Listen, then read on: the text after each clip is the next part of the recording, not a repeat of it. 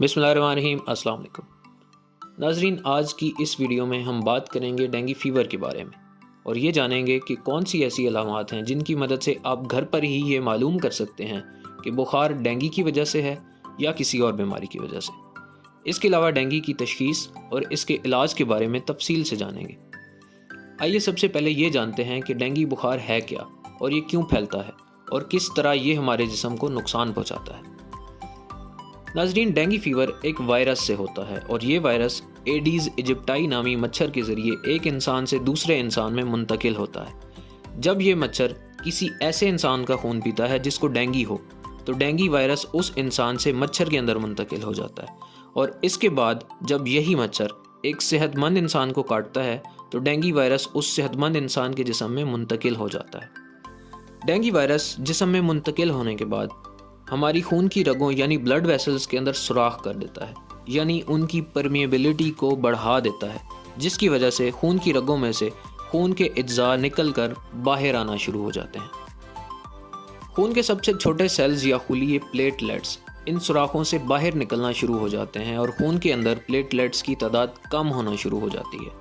اس کے علاوہ خون کے اندر سے پانی بھی نکل کر باہر آ جاتا ہے، جس کی وجہ سے پانی کی کمی یعنی ڈی ہائیڈریشن ہو جاتی ہے۔ ڈینگی بخار کی علامات کی بات کی جائے تو اس میں شدید بخار، سر میں درد، آنکھوں کے پیچھے درد، ہڈیوں اور پٹھوں میں شدید درد اور جسم کے اوپر سرخ رنگ کے دھبے یا نشان بن جانا شامل ہیں، جن کو میڈیکل کی زبان میں پٹیکیائی کہا جاتا ہے۔ اس کے علاوہ کچھ لوگوں کو بخار کے ساتھ ساتھ پیٹ میں درد، الٹیاں اور متلی بھی آ سکتی ہے۔ چند لوگوں میں ڈینگی سانس کے مسائل کے ساتھ بھی نمودار ہو سکتا ہے۔ ڈینگی بخار کی ایک سٹیج کو کریٹیکل سٹیج کا نام دیتے ہیں۔ عموماً 6 سے 14 دنوں کے اندر ڈینگی خود بخود ٹھیک ہونا شروع ہو جاتا ہے، لیکن کچھ لوگوں کے اندر پلیٹلیٹس کی تعداد بہت کم ہو جاتی ہے، جس کی وجہ سے ان کی کنڈیشن کریٹیکل ہو جاتی ہے۔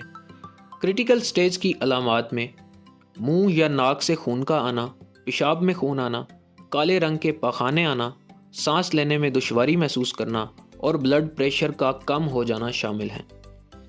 دراصل پلیٹلیٹس ہمارے جسم میں خون کو زیادہ بہنے سے روکنے کا کام کرتے ہیں، لیکن پلیٹلیٹس کم ہونے کی صورت میں جسم سے خون ضائع ہونے لگ جاتا ہے، جس کی وجہ سے بی پی نہایت کم ہو جاتا ہے اور جسم شوک کی حالت میں چلا جاتا ہے۔ اس کو ڈینگی شوک سنڈروم کا نام دیتے ہیں۔ اس کی وجہ سے انسان کی موت بھی واقع ہو سکتی ہے۔ اس کے علاوہ بلڈ ویسلز میں سوراخ ہو جانے سے خون کے اندر سے پانی نکل کر جسم کے مختلف حصوں مثلاً پھیپھڑوں، پیٹ یا باقی جگہوں پر اکٹھا ہونا شروع ہو جاتا ہے، جس کی وجہ سے انسان شوک کی حالت میں جا سکتا ہے۔ ڈینگی کی تشخیص کی بات کریں تو کافی حد تک اس کی تشخیص علامات سے ہی ہو جاتی ہے۔ اس کے علاوہ بلڈ سی پی کے اندر پلیٹلیٹس کی مقدار اگر کم ہو تو ڈینگی ہو سکتا ہے۔ مزید ڈینگی کے لیے NS1 antigen, dengue IgG antibodies, dengue IgM antibodies اور ڈینگی وائرل PCR کے ٹیسٹ کر کے ڈینگی کو ڈائگنوز کیا جا سکتا ہے۔ ڈینگی کے علاج کی بات کریں تو ڈینگی وائرس کا علاج سپورٹیو ہے، یعنی اس کے لیے کوئی مخصوص دوا موجود نہیں ہے اور نہ ہی اس کے لیے کوئی ویکسین ابھی تک مکمل کارآمد ثابت ہوئی ہے۔ اس لیے ڈینگی وائرس عموماً خود بخود ہی ٹھیک ہوتا ہے۔ البتہ ڈی ہائیڈریشن سے بچنے کے لیے ایسے مریضوں کو فریش جوسز اور مشروبات کا زیادہ استعمال کرنا چاہیے۔ اس کے علاوہ ڈینگی کے مریض میں ہر متبادل دن کے بعد بلڈ سی پی کروائی جاتی ہے تاکہ خون کے اندر پلیٹلیٹس کی مقدار پر نظر رکھی جا سکے۔